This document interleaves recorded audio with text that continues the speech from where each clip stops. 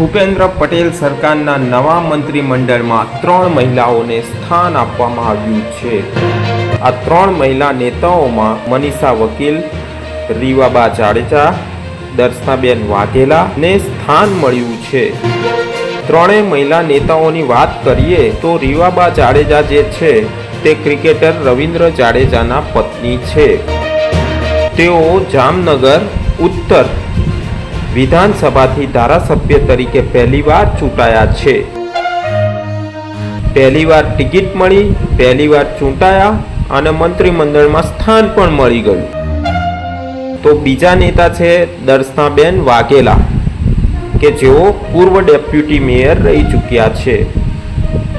2022માં યોજાયેલી વિધાનસભાની ચૂંટણીમાં તેઓ અમદાવાદની અસારવા બેઠક પરથી ધારાસભ્ય તરીકે ચૂંટાયા હતા।